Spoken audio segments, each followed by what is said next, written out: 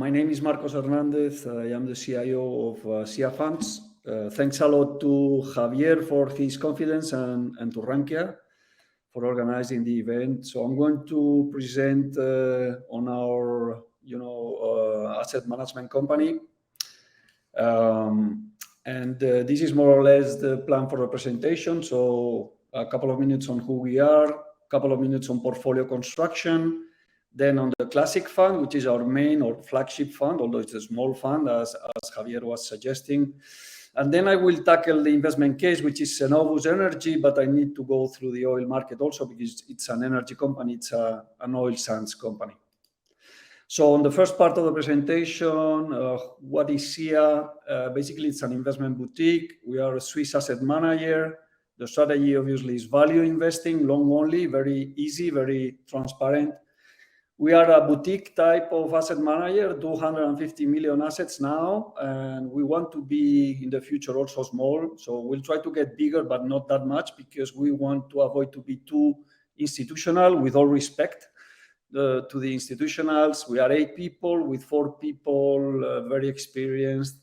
And basically we manage 2 funds, the classic, which is a fund that was created in 2002, so already 20 years of performance and a 9% annual return. What is the philosophy? We are investors, entrepreneurs with a long-term view, so we are investing there for the long term, like we were the owners of the companies. We are risk averse, so investment we divided in 2, as Keynes was suggesting: capital protection and decent returns. So we don't want to have 20% return plus because we need to control the risk.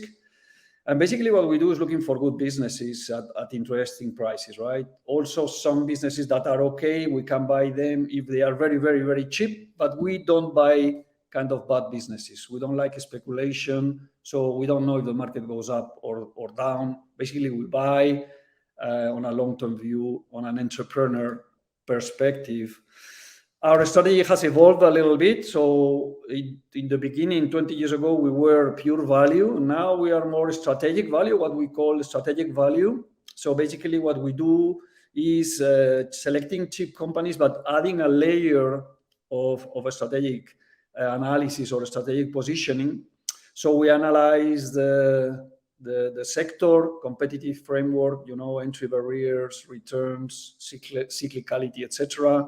We also analyze the company, obviously, the 5 forces, Porter, the moats, competitive advantages, etc. And then we choose the right businesses. So this is what we call the 4 goods: good businesses, good management, good balance sheet, and good price.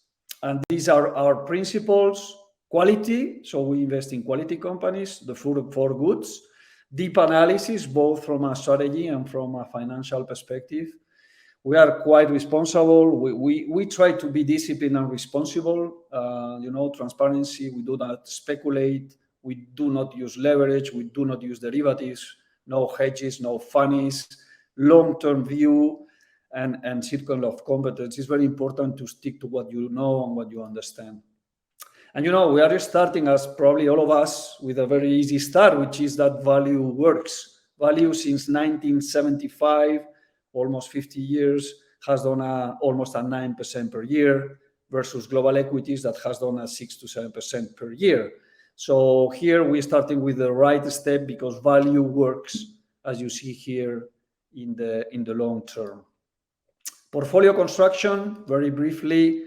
So we have no index follow. We do fundamental analysis, as we said. We are fully invested in equities.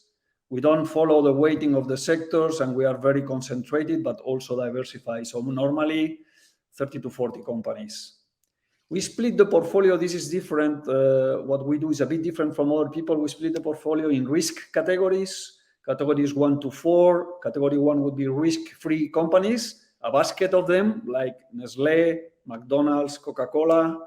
Category 2 would be the next category ones, those that are very resilient businesses, but not yet a Nestlé, kind of Compass Group in catering, or MTU Aero Engines in aerospace. Categories 3 would be cyclicals. Categories 4 would be higher risk.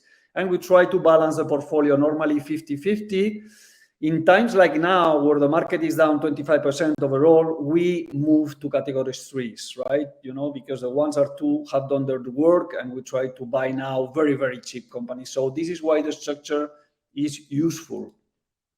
In terms of watch list, we are very kind of wary of new ideas, because we receive a lot of calls from brokers, from friends, from everybody. So we have a 300 names watch list, which is global across sectors, and we have a lot of ideas, so we don't need really to find much more. And this is an entry barrier for the fund. So any new idea that we like, that we analyze, goes to the watch list and stays in the watch list for some quarters until we think we understand it. The classic fund is the flagship, as I said, but it's a small fund. Now assets are a little bit below 80 million, 80. It's done very good in 21, up 20%. It's okay this year. It's up 5% on absolute, which is good versus kind of indices. And we are basically in line with our target. We are able to give a target per year in terms of net asset value, because we have intrinsic values and year-on-year values for every company we have in the portfolio. So we do the weighting average.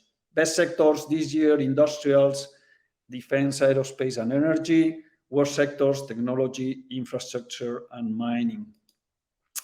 Important, we are able to give an intrinsic value of the fund for the investors interested in investing with us, because, as we said, we calculate an intrinsic value for every company, also an IRR.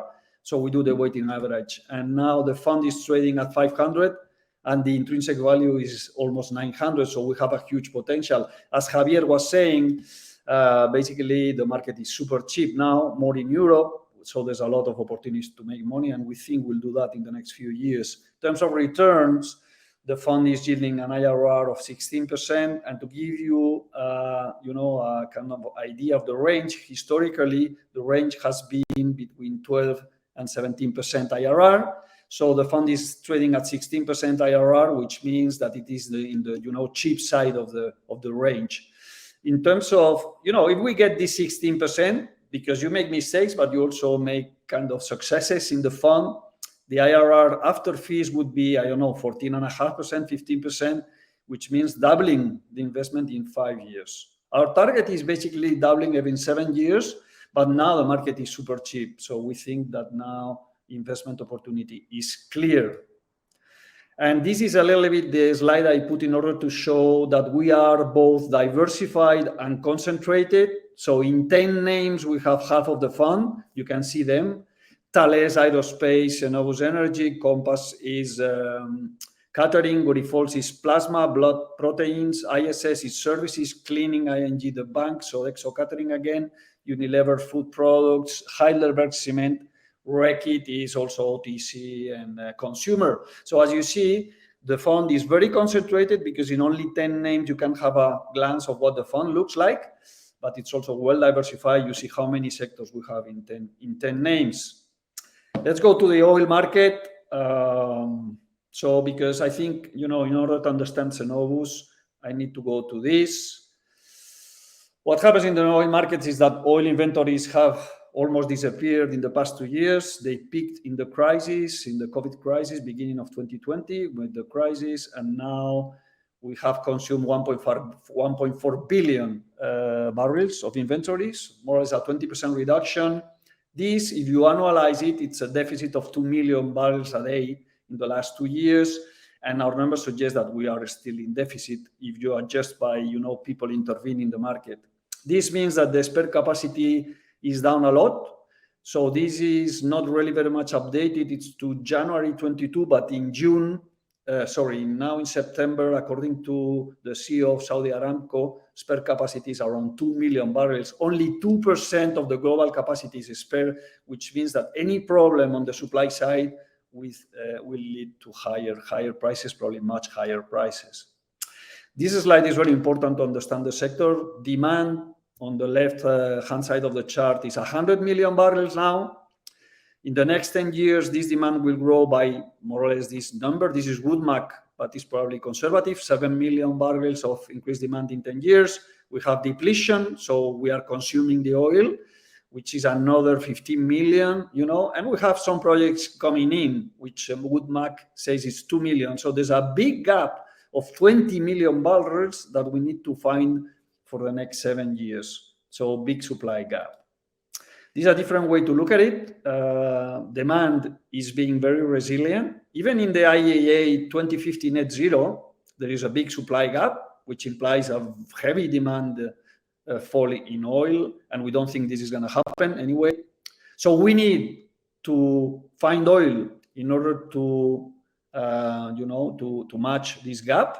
We need $80, in our opinion, and stable prices to incentivize new investments and new supply, but nobody's investing. Nobody is investing. This sector is super hated, and it has been underinvested for 10 years already, since 2013.